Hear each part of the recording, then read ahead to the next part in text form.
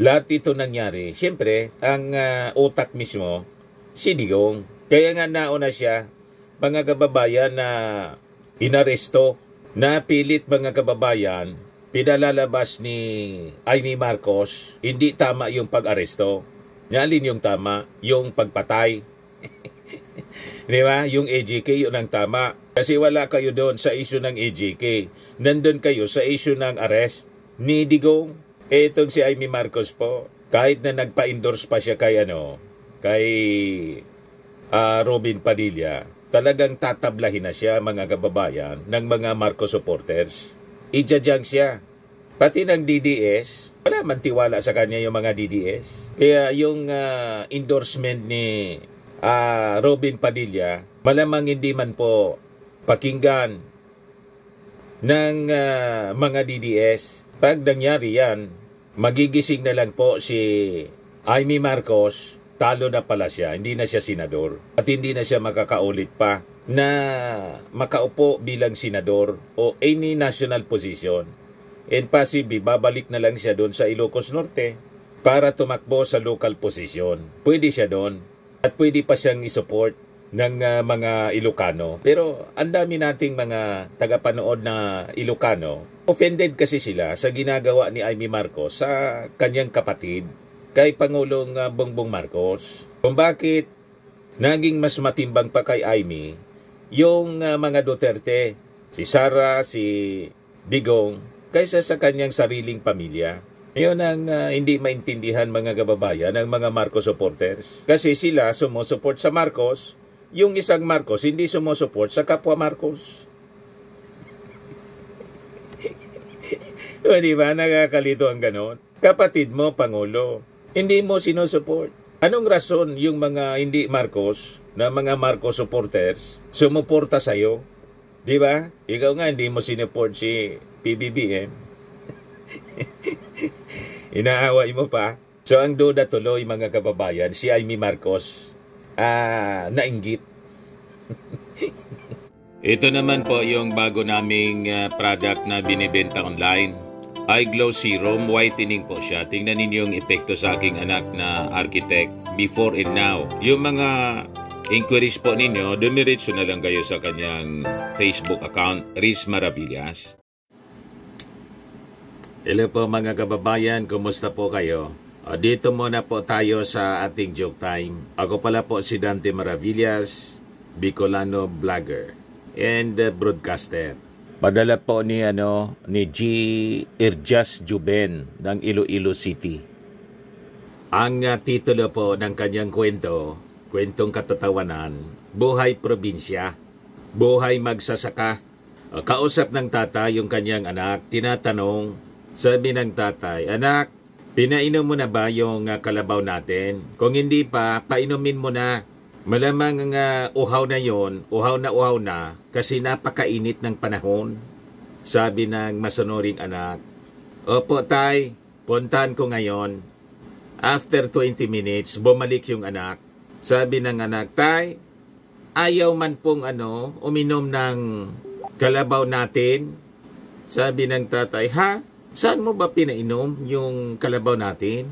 Sagot ng anak, sa baso po tay.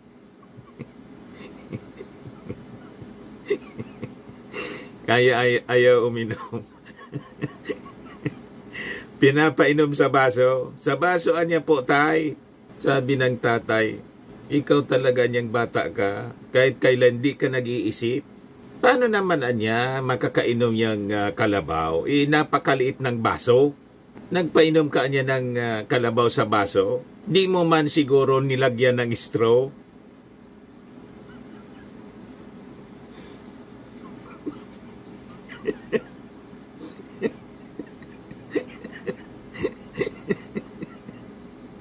Parehas yung mag-ama po.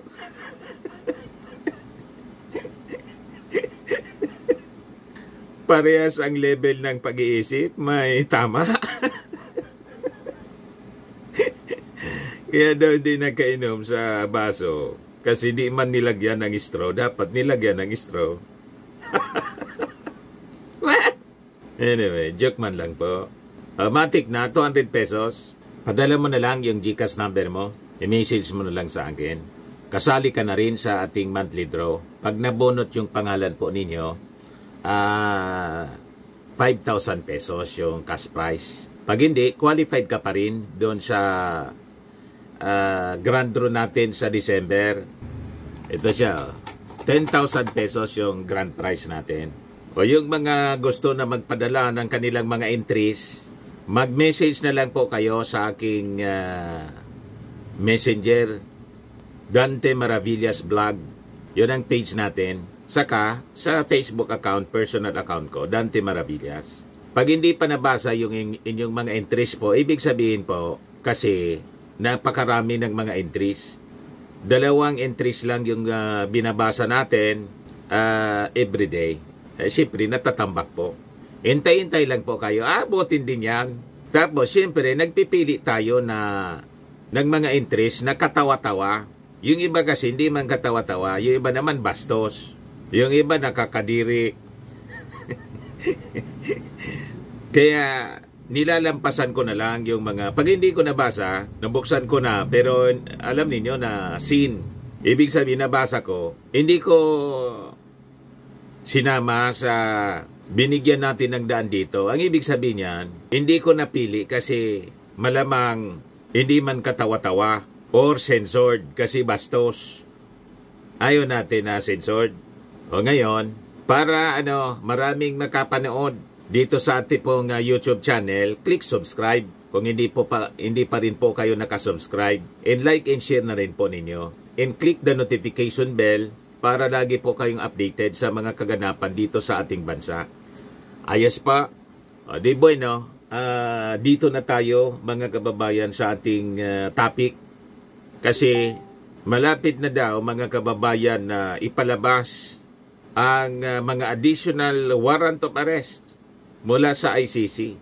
So malamang sa malamang, hindi na po magtatagal ang pamamasyal sa Pilipinas ni Bato. Baka po hindi na makaabot sa eleksyon si Bato. At ang sabi dito sa balita, more warrants. Ang ibig sabihin, hindi lang po si Bato. Baka po sabay-sabay na po yung iba pang sangkot dito sa war on drugs na kinasuhan mga kababayan sa International Criminal Court ng Crimes Against Humanity. So at least, pag alimbawa si Bato, mga kababayan at mga kasama niya na aresto at diniliver doon sa The Hague, hindi na po at least malulungkot si dating Pangulong Digong. So trupa na sila mga kababayan, magkakakusa na sila doon sa The Hague. Wala nang rason na iiyak-iyak pa si Bongo kasi kawawa yung kalagayan ng kanyang amo. Sabi nga natin, mas maganda siguro, samahan na rin niya. Anyway, baka nga kasama siya mga kababayan dito sa maisyuhan ng warrant of arrest. Kanang kamay siya mga kababayan ni Digong, katiwala at napangalanan sa mga previous investigation po. Ito ngayon yung balita. More warrants coming. ICC lawyer says Bato next. Other Rodi Lakis to follow in the coming weeks. Malamang mga kababayan, after the Holy Week. So yun. At itong si Attorney Cristina Conti, hindi man po ito magsasalita ng walang leak. Galing siya doon sa The Hague.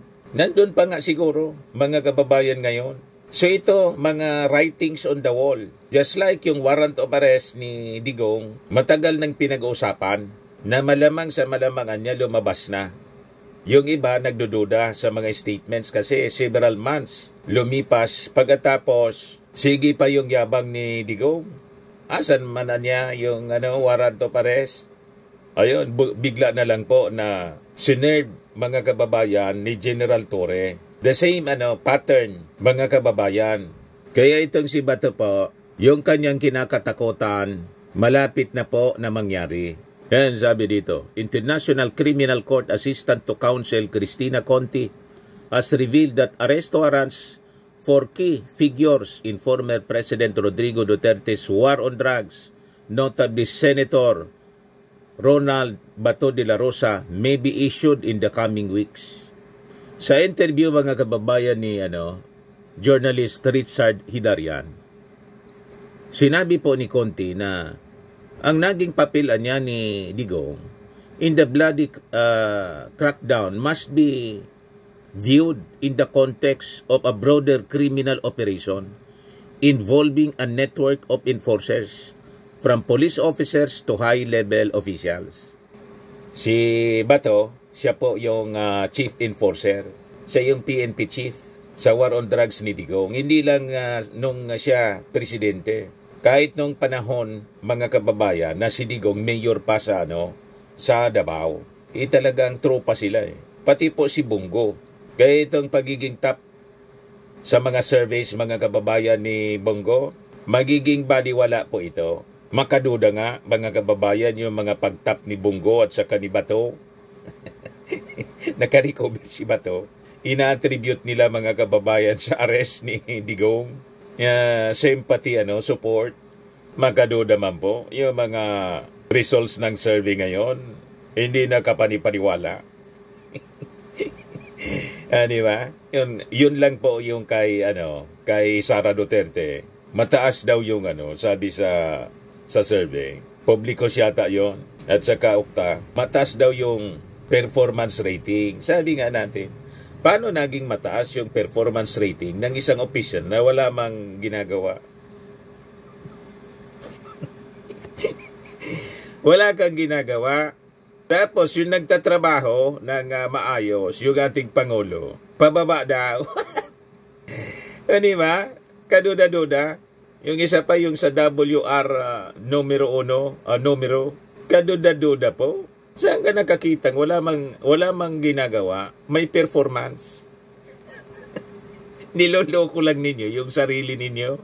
So balik tayo dito sa sinasabi ni Attorney Conti. Sabi niya, yes, we both see more warrants coming. Conti affirmed when asked about the possibility of additional ICC arrest orders. Duterte should be seen in the context of the entire operation. It was not just him.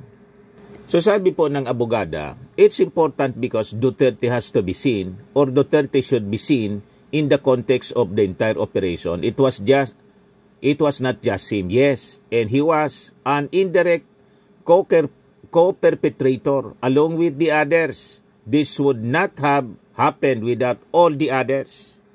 Tama po yung pananaw ni Attorney Conte. Lahat ito nangyari. Siyempre, ang utak mismo, si Digong. Kaya nga nauna siya, mga kababayan, na inaresto, napilit mga kababayan, pinalalabas ni Amy Marcos, hindi tama yung pag-aresto. Alin yung tama? Yung pagpatay. Di ba? Yung AJK, yun ang tama. Kasi wala kayo doon sa issue ng AJK. Nandun kayo sa issue ng arrest ni Digong. Itong si Amy Marcos po, kahit na nagpa-endorse pa siya kay Robin Padilla, talagang tatablahin na siya, mga kababayan, ng mga Marcos supporters. Ijajang siya.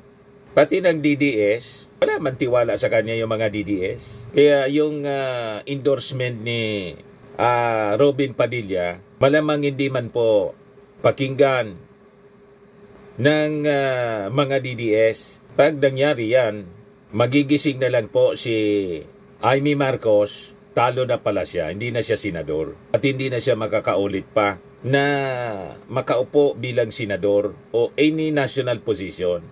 And possibly, babalik na lang siya doon sa Ilocos Norte para tumakbo sa local position. Pwede siya doon. At pwede pa siyang isupport ng mga Ilocano. Pero ang dami nating mga tagapanood na Ilocano, offended kasi sila sa ginagawa ni Amy Marcos sa kanyang kapatid, kay Pangulong Bongbong Marcos. Kung bakit naging mas matimbang pa kay Amy yung mga Duterte, si Sara, si Digong, kaysa sa kanyang sariling pamilya. Yun ang hindi maintindihan, mga kababayan, ng mga Marcos supporters. Kasi sila sumusuport sa Marcos, yung isang Marcos hindi sumusuport sa kapwa Marcos. O, di ba? Nakakalito ang ganon. Kapatid mo, Pangulo, hindi mo sinusuport. Anong rason yung mga hindi Marcos, na mga Marcos supporters, sumuporta sa'yo? Di ba? Ikaw nga, hindi mo sinuport si PBBM. Inaaway mo pa. So, ang duda tuloy, mga kababayan, si Amy Marcos, nainggit. Kasi nauna yung kanyang kapatid, na mas bata sa kanya, si PBBM, na maging presidente. Di ba? At malamang ang susunod, hindi na Marcos, Romualdez na. Galit siya kay Martin Romualdez. Wala siyang believe kay Martin Romualdez. Yan mga kababayan, yung agenda nila ni Sara, hindi nangyari kasi. May sariling agenda po. O ngayon, going back dito kay Bato. So ito yung sinasabi dito ni Attorney Conti. So sabi dito, press further Conti named Senator Bato de la Rosa, Duterte's former police chief, and the architect of the national drug war as the minimum next target. So minimum is Senator Bato. There could be others. There will be others. There should be others, sabi po ni Conti. So minimum pa si Bato. So mas may may iba pa mga kababayan. Sa bagay, siyam yan na pinangalanan mga kababayan at maging si Sara Duterte ay nabanggit ng Bira Files. Pati siyempre si Senator Bongo. Yung una nating mga i-search ninyo po sa Bira Files. O ngayon, doon sa kini-question na jurisdiction mga kababayan, dito nakafocus yung atensyon ng mga abogado ni Digong. Sabi ni Attorney Cristina Conti, ito ang bid to challenge jurisdiction of ICC. Malamang mag-fail. Sabi po niya, I've studied jurisprudence. These motions questioning jurisdiction, asking for interim liberty are highly unlikely to succeed. Sabi po ni Attorney Conti, Duterte appears to be following a familiar legal strategy, delay and deflect. Delaying tactics po. Pag delaying tactics yung gagawin mo dyan, lalong madidelay yung judgment, mabubulo ka niyan. Wala pang judgment kasi hindi makapagsimula because of the delaying strategies or tactics. Talagang hindi ka makakawi dito sa Pilipinas. Doon ka na mabubulok. So, lumalabas, self-inflicted mga kababayan. Lahat ng mga actions nila. Pati nga itong lahat ng kaso nila, self-inflicted. Yun din ang na-realize po ni Rimulya, DOJ Secretary Boying Rimulya. Ito ang mga ginawa nila. Self-inflicted. Sabi ni Boying, na back to you. Boying Rimulya says Duterte's ICC trouble is self-inflicted. Kasi lahat man po, pati si Sara, yung impeachment case niya, self-inflicted siya. Self-distraction po ang ginawa nila. So sabi dito ni Attorney Conti, his allies have hinted at questioning the court's authority in invoking Philippine sovereignty. But the ICC which ruled in 2023 that it retains jurisdiction, despite the Philippines' withdrawal from the Rome Statute, has been firm on its legal footing.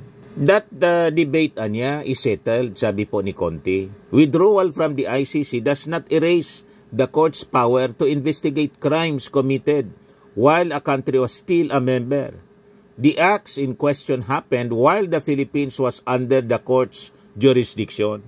Yung lahat na sinasabi nila mga kababayan, pati yung defense nila, napakahina.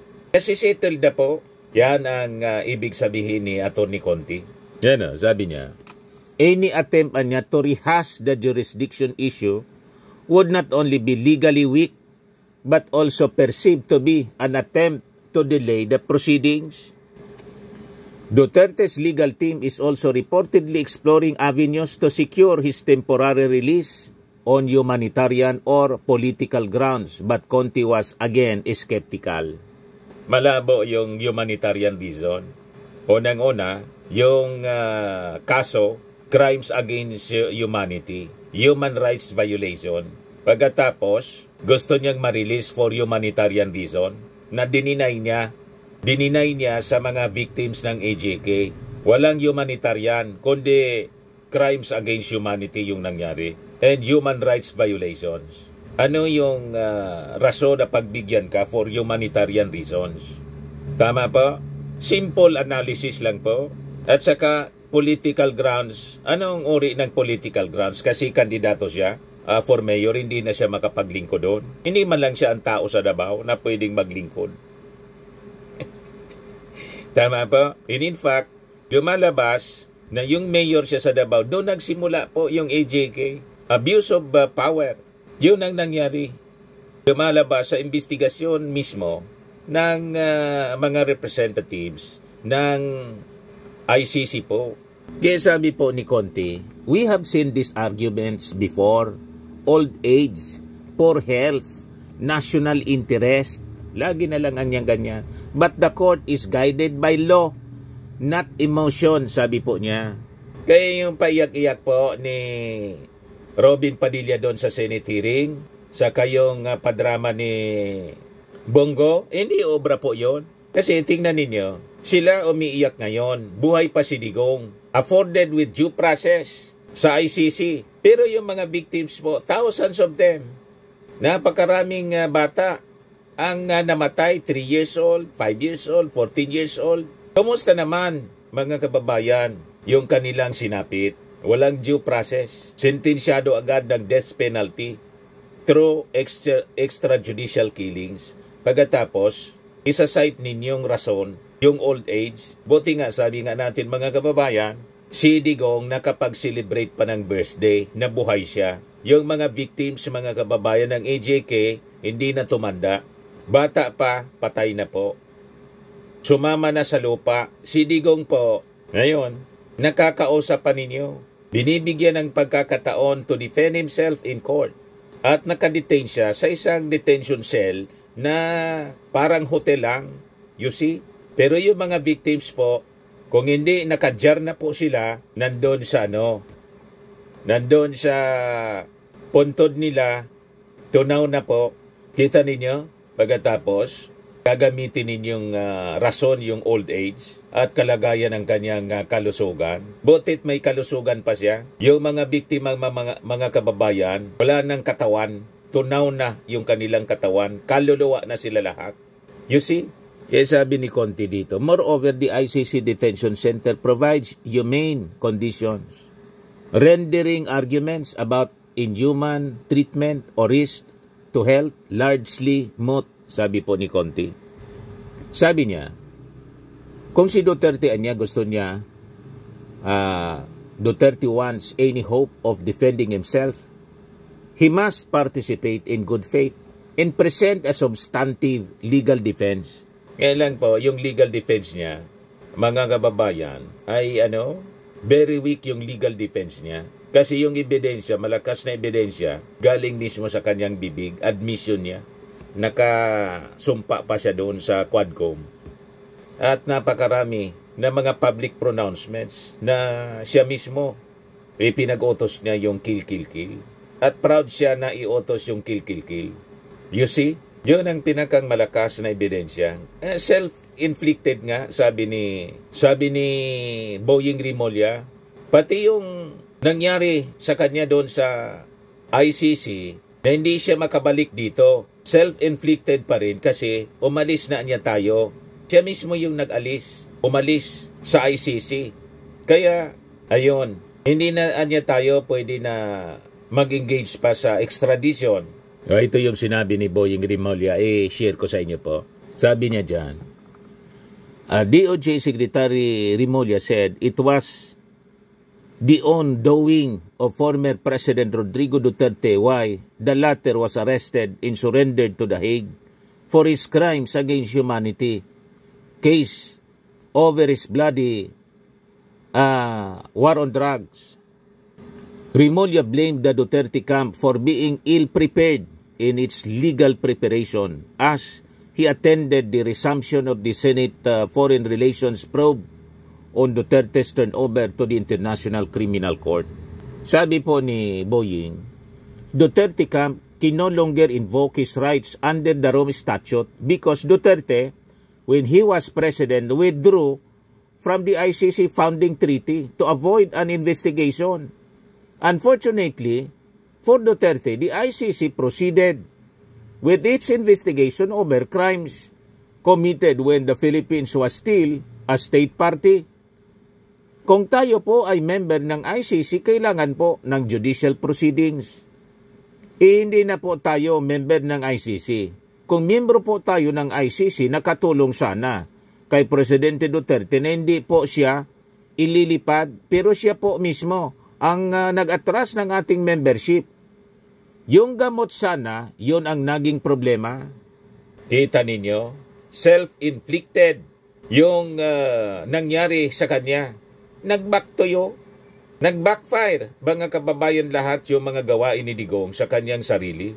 Umiiwas siya, ayun, lumipad yung yung Sword of Damocles. Umiiwas sana siya sa Sword of Damocles, biglang nag-bounce back, bumuelta sa kanya. Parang ito pong ginagawa niya, na imbis manahimik, yung kanyang mga katropa, ang kanyang kampo, mga kasama, mga DDS, kinukuyog yung ICC. Ang akala nila, mabubuli nila yung ICC. Malamang lalong nanggigigil yung ICC.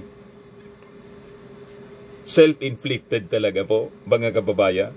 Ngayon, balikan natin si Atty. Conte.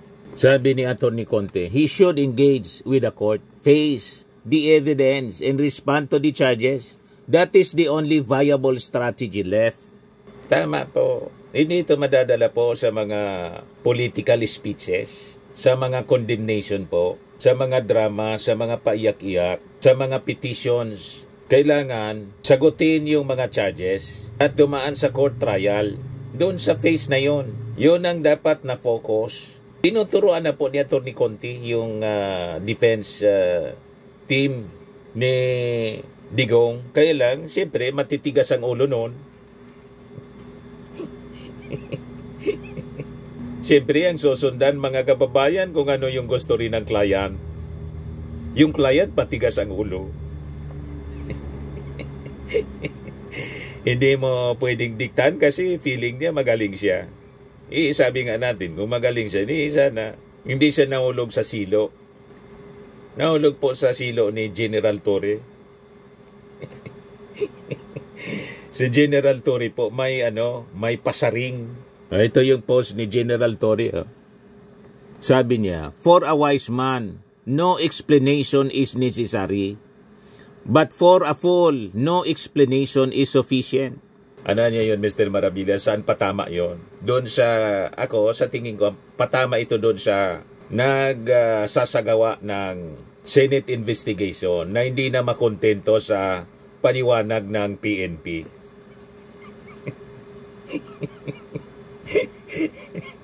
Ano pa man yung paliwanag ang kailangan ninyo? Patama ito kay Amy Marcos, madaling sabi, idirekta na natin. Patama ito kay Bato, kay Bongo, kay Alan Peter Cayetano. Patama sa Senado, Senate Committee, investigating the arrest ni Digong. Ibig sabihin, hindi kayo mga wise. For a wise man, no explanation is necessary. But for a fool, no explanation is sufficient.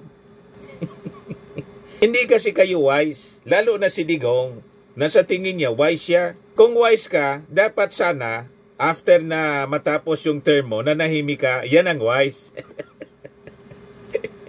May bago ng presidente, pagbantaan mo ba naman, na alam mong marami kang problemang kinakarap? That is foolishness. Total foolishness. Inalis mo yung protection mo kasi tinawag mong bangag. Si PBBM, binaliit mo yung kakayahan na pwedeng magawa niya. O ito na ngayon, na-outsmart kayo. Iyak-iyak kayo ngayon. You see? Pwede naman manahimik. Yan kasi hindi makontento. Diba? Kaya ito yung inabot ninyo. Obo sila ngayon, mga kababayan, with these reports na sinasabi ni Conte, ilalabas na yung susunod na mga warrant of arrest. Tropa na kayo dyan sa dahig. Ito'y lahat dahil sa kagagawa ninyo. Wala man dapat na sisihin dito, kundi kayo man lang. Magalit kayo sa sarili ninyo. Kung hindi kayo nagmalabis, ang dami ninyong sinagasaan kasi. Hindi man pwede na hindi na lang po hahanap ng hustisya rin yung mga maliliit na naging biktima po ng war on drugs. Hindi lahat ng panahon kayo nasa ibabaw. Ito yan ang gulong ng palad eh. Minsan nasa ibabaw, minsan nasa ilalim. You see? Sabi dito sa balita, the trial is expected to feature not only forensic and testimonial evidence, but also victim participation, a unique aspect of ICC proceedings. Victims can submit impact statements and in some cases, sabi po ni Conti, testify directly. Conti, who represents several victims' families, said their testimonies will be both legally and emotionally powerful. The victims are not just passive observers. They are part of this process and they will be heard. So sabi dito sa balita, although the ICC niya is a legal institution, Conti acknowledged that a trial carries tremendous political weight. Duterte remains a polarizing figure in the Philippines. In Philippine politics, in any courtroom development is likely to spark first debate at home. But Conti warned against turning the case into a political spectacle. This is not a political trial. This is a criminal trial. It's about facts, law, and accountability. She expects Duterte's defense team to argue legal points inside the court while waging a public relations battle outside it. Yan nga po ang ginagawa. Propaganda left and right, mga kababayan. Malayo sa katotohanan yung mga pinagsasabi. Ang itinuturo mga kababayan, yung ating Pangulong Bongbong Marcos kung bakit siya naaresto. Malabo po. Naaresto si Digong kasi may nag-file ng kaso sa ICC. Nagkataon lang mga kababayan na yung warrant of arrest ay tumama sa panahon na nakaupo bilang Pangulo si PBBM. Kung wise sana si Digong, alam niya sana, na-anticipate niya na lalabas ang warrant of arrest. At na-anticipate niya sana na sa panahon ni PBBM. Kung wise siya, mga kababayan, hindi na sana niya inaway si Presidente Bongbong Marcos. Hindi man siya wise. Si Sara pinagbantaan pa yung ating Pangulo na kayo ni team niya. Inaway-away pa. Ito na ngayon. So inayaan ang ating Pangulong Bongbong Marcos na bumagsak sa kanyang ulo yung Sword of Damocles. Di ba? Sino yung dapat sisihin nito? Sila. Self-inflicted. Yung mga problema nila, self-inflicted mga kababayan, napakalinaw. Tapos, gagawin ninyong politika. Galit na galit kayo kay Bongbong Marcos. Magalit kayo sa kayabangan ninyo, sa ugali ninyo, sa pagkatao ninyo, sa mga ginawa ninyo. You repent. Dapat mag-repent kayo sa inyong mga maling ginawa. Magbagong buhay kayo kung gusto ninyong maayos pa ang buhay ninyo. Kaya lang, sa tigas ng ulo ninyo, malabo na mangyari. So, talagang kailangan may isang institusyon na didisiplina po sa inyo. Yan ang katotohanan yan. Kasi hindi ninyo kayang disiplinahin yung sarili ninyo. Sumobra, madaling sabi. Sabi rito, Conti anticipates a long meticulous process. There will be emotions, delays, and emotional highs and lows. But justice is a marathon, not a sprint. For now, Conti urges patience and vigilance. The ICC, sabi niya, the ICC system works when we hold it accountable too. But more than anything, we must remember who this trial is really for. The victims, the families, and the silence. Ito yung dapat maintindihan ng mga tao, nakaligtaan ng mga tao na kaya si Digong is facing trial kasi may mga biktima. Kung walang na biktima, walang trial sa kanya. Tama po? May mga namatay, napakarami ang namatay. At proud siya na i-declare na napakarami siyang na AJK. So ano pa yung ano yung ikinasasakit ng loob ninyo mga DDS? And ready daw siya na mabulok. Pati sa impyerno daw, ready siyang mapunta sa impyerno yung kanyang kaluluwa. So anong kinasasakit ng loob ninyo mga DDS na willing siya pati sa impyerno mapunta? Madaling sabi, ang lahat na nangyayari sa kanya, choice niya to. Pinili niya na mangyari sa kanya. Yan o. Tama ito si Boying Rimulya. Duterte's ICC trouble is self-inflicted. Pati kay Sara Duterte, yung impeachment niya, self-inflicted niya. Kaya siya na-impeach. Tama po mga kababayan, naintindihan na ninyo mga DDS na galit sa akin. Magalit kayo sa ugali ninyo. Magalit kayo sa sarili ninyo, sa leader ninyo na hindi mapagsabihan. Pari-parehas kasi kayo. Hindi nakikinig sa sound advice. Hanggang ngayon, tingnan ninyo yung mga DDS vloggers. Walang tigil sa paninira po, sa pagyayabang. Susunod na kayo po sa hahabulin ng NBI. Pag inabol kayo ng NBI at nakulong kayo, iiyak-iyak kayo. Tulad ng mga pinatawag po sa TRICOM. Iyakan doon yung mga DDS vloggers. You see? At itong ating programa mga kababayan, atin sa inyo nitong ating mga sponsors. Firmax, Firming and Lifting Cream. Pinapay po sa mga pulses in affected area. Mainam po ito sa mga pains at paninigas ng mga kaso-kasuan. Ito sa mukha naman yung application, anti-aging, Automax po siya. Ito ay Glow 60 mga kababayan. Whitening po siya. Made in South Korea. Ito naman po, Ningxia Red Mix Fruit Drink. Gawa po siya sa goji berry. May anti-cancer properties po siya. At sa mga naghanap po ng malinis and spacious fitness gym, pumunta lang po kayo sa aming Colossal Fitness Gym. May Grab ka rental din po kami. At bills payment po sa aming office. At saka sa mga mahilig po sa mga imported bags, manood po kayo sa live selling ni Madam Aileen Rosales sa kanyang Aileen Closet po. Pati mga shoes, ito yung kanya po. Ito yung kanyang page. Kita ninyo, napakagandang mga online selling po siya. Si Madam Aileen Rosales. At cellphone number niya po, 773-798-7816.